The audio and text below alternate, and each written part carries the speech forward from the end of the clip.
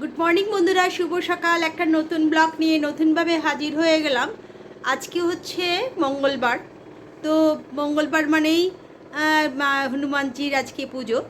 তো ওই হনুমানজির নাম নিয়ে বা ওনাকে প্রণাম করেই আজকে দিনটা শুরু করলাম। তবে হ্যাঁ, আজকে অফিস যাবে হাজব্যান্ড, তার জন্য সকাল থেকেই তাড়াহুড়ো। ছেলে বাড়িতে আছে, কালকে ওর আবার খেলা আছে, কালকের জন্য আবার তার প্রস্তুতি নিতে হবে। ভোর 4:30-5টার মধ্যে উঠতে হবে, তার খাবার দাবার করে তাকে দিতে হবে। তো চলুন আজকে এইভাবে দিনটা শুরু করলাম। আশা করি আপনারা সকলেই সুস্থ আছেন, ভালো আছেন। আমিও আপনাদের আশীর্বাদ ও ভালোবাসায় ঠিকঠাক আছি। আর যে গরমটা আবার পড়ছে তাতে ভালো থাকাটাই খুব মুশকিল। বেশ কয়েকদিন বৃষ্টি হওয়ার জন্য বেশ ভালোই যাচ্ছিল, কিন্তু আবার গরমটা জেঁকে সেই হচ্ছে। এইভাবে জানি না কদিন চলবে, তবে প্রত্যেকের জীবনে চলতে গেলে তো এগুলো নিয়েই চলতে হবে। তো চলুন এই নিয়ে আজকে ব্লগটা শুরু করলাম। আজকে সকালে জলখাবার ছেলেকে দিচ্ছি, যেহেতু এখন গরমের ছুটি পড়েনি, মানে 2-1 দিনের মধ্যে হয়তো পড়ে যাবে। এখন 2 দিন বন্ধ আছে। তো ইলেকশনের সামনে ভোট আসছে, তো তাই জন্য বন্ধ আছে। তো তার জন্য ও বাড়িতেই আছে বলে সকালে একটুখানি পরোটা করে দিলে ভালো। তো পরোটা আর হচ্ছে সোয়াবিন দিয়ে তরকারি, আলু সোয়াবিনের তরকারি। চলে এলাম দুপুরের লাঞ্চ, কিন্তু এখন তো দুপুর তো অনেক দেরি আছে, কারণ এখন বাজে হচ্ছে 9:30 বাজে। কারণ আমার হাজব্যান্ড খেয়ে অফিস বেরিয়ে বলে ভাত তো করেছি, আলু পটলের তরকারি করেছি ঝোল ঝোল একটুখানি, যেহেতু আজ ডাল করিনি। আর এটা হচ্ছে মাছের ডিম বড়া, ওর জন্য দুটো ভেজে দিলাম। বাটা মাছ আমার ছেলে খায় না, বাটা মাছের ঝাল করেছি। আর এখানে করেছি বেগুন ভাজা, আর নিচে আছে বেগুন ভাজা আর হচ্ছে ঢ্যাঁড়স ভাজা। এই দিয়ে আজকে দুপুরের লাঞ্চটা বাবাকে দিয়ে দেবো। তবে আরেকটা জিনিস দেখাচ্ছি বন্ধুরা, এই যে দেখছেন আমগুলো আমি নিয়ে এসেছিলাম আচার করার জন্য। এগুলো কিন্তু হিমসাগর আম, মানে আঁটির ফেলা হিমসাগর আম, কিন্তু করবো করে 2 দিন রাখাতেই ঘরে পেকে গেছে। আজকে রাত্রে যখন কেটে আপনাদের দেখাবো, আমগুলো খেতে অবশ্যই মিষ্টি হবে বলে আমার মনে হয়, জানি না, তাও আপনাদের একটু দেখালাম। এই দিয়ে আজকে দুপুরের লাঞ্চ। আর পরে আবার একটু ডিম ভাজবো, মানে মাছের ডিমটা। বন্ধুরা, আজকে সন্ধেবেলায় আমি তো বেরোইনি, আমার ছেলে বেরিয়েছিল চশমা বানানোর জন্য। তখন মাঠের ধার দিয়ে আসার সময় দেখতেই পাচ্ছেন কালকে এখানে মমতা দিয়ে আসবে, তার জন্যে থার্ড গ্রাউন্ডটা যতটা পেরেছে সেইভাবে ব্যবস্থা নেওয়া হয়েছে। পুলিশি ব্যবস্থা তো আছেই, তার সঙ্গে সব রকম আঁটোসাঁটো ব্যবস্থা। হ্যাঁ, দেখতেই পাচ্ছেন যে প্রতিদিন যেমন যা হয় সেগুলো তো বসেই আছে। আর মাঠটাকে দেখানো যাচ্ছে দূর থেকে, যে লাইট এবং মানে কালকে মিটিংয়ের শেষ পর্যায়ে সমস্ত প্রিপারেশান কমপ্লিট। এই যে মাঠের ভেতর থেকে যতটা পেরেছি দেখিয়েছে, স্টেজটা এবং চারিদিকে উপরে সেট করে তৈরি করা হয়েছে, বেশ সুন্দর ব্যবস্থা।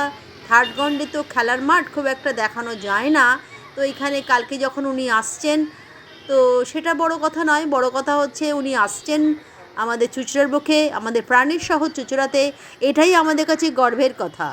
আর তাই আমি যতটা পেরেছি দেখানোর চেষ্টা করছি। খুব সুন্দর মাঠের ভেতরে লাস্টে যেটুকুনি কাজ বাকি আছে, কালকে সকাল থেকেই সব রকম প্রস্তুতি শুরু হয়ে যাবে ওনার আসার অবধি। তো দেখতেই পাচ্ছেন খুব সুন্দরভাবে স্টেজ বানানো হয়েছে, এবং সেগুলো ঠিকঠাক হয়েছে কিনা এখনও সেগুলো পর্যবেক্ষণ চলছে, সেগুলোই আমি দেখানোর চেষ্টা করেছি। এইবার মাঠের চারপাশটা, কালকে এখানে তো প্রচুর ভিড় হবে।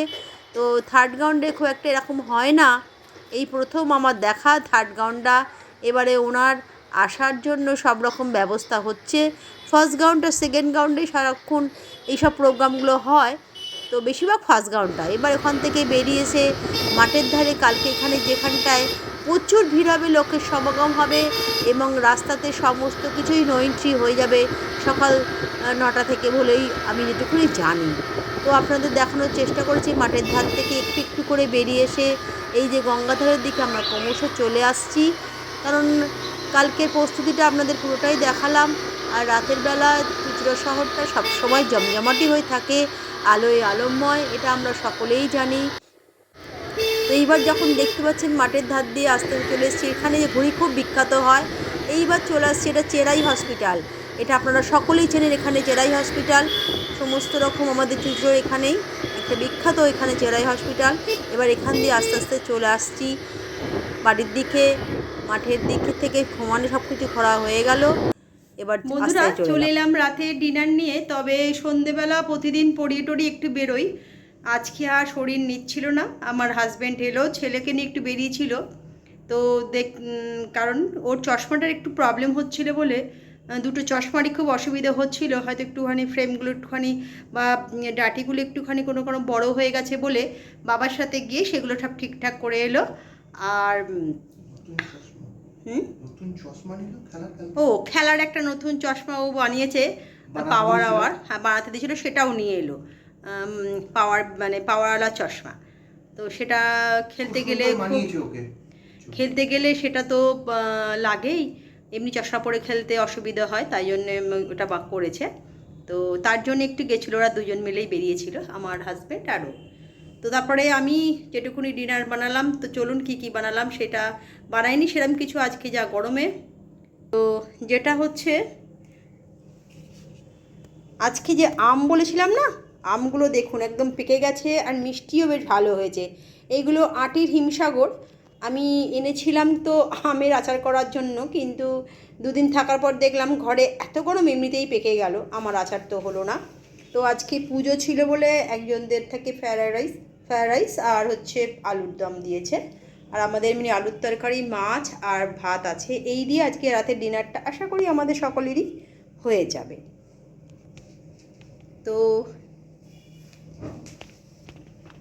প্রত্যেক দিনকার মতন ব্লগটাকে আবার এন্ড করতে চলে এলাম, কেন এরপরে আর কিছুই আর দেখানোর নেই। খাওয়া দাওয়া হবে, সকালবেলা তাড়াতাড়ি উঠতে হবে, কারণ ও সকালে খেলতে বেরোবে, তার জন্য তো 5টা 10-15-এর মধ্যে উঠতেই হবে। তো চলুন, যেটা প্রত্যেক দিনই বলি যে আপনারা একটু একটু করে আমার পরিবারে হচ্ছেন, সেটা আমার খুবই ভালো লাগছে। আর ব্লগটাকে ভালো করে দেখবেন, এন্ড অবধি দেখবেন, কিন্তু স্ক্রিপ্ট করে দেখবেন না। আর লাইক কমেন্ট শেয়ার তো করতেই হবে, কারণ প্রত্যেকদিন যেটা বলি আমার পরিবারের একজন হতে হবে। তো চলুন, কালকে আবার দেখি নতুন কিছু নিয়ে নতুনভাবে হাজির হতে হবে। হ্যাঁ, কালকে আমাদের এখানে আমাদের মুখ্যমন্ত্রী আসবেন, আমাদের মমতাদি আসবেন। তো সেই জন্য এখানে প্রচুর ভিড় হবে, সব জায়গায় নো এন্ট্রি হবে। আমি চেষ্টা করব কিছু দেখানোর।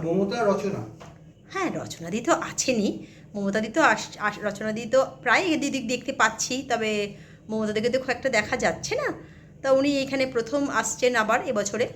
তো চলুন, তার জন্যে ভালো কিরম কী ব্যবস্থা সেটা তো আপনাদের দেখালাম, আজকেও দেখিয়েছি, কিন্তু প্রচণ্ড একদম নাকাবন্দির মতন ওদিকটা পুরোটাই, হ্যাঁ একদম ওদিকটা কোনো কারণেই যেতে পারা যাচ্ছে না, এবং গেলে সব কিছু প্রশ্ন করছে, তো তার মধ্যেই চলতে হবে।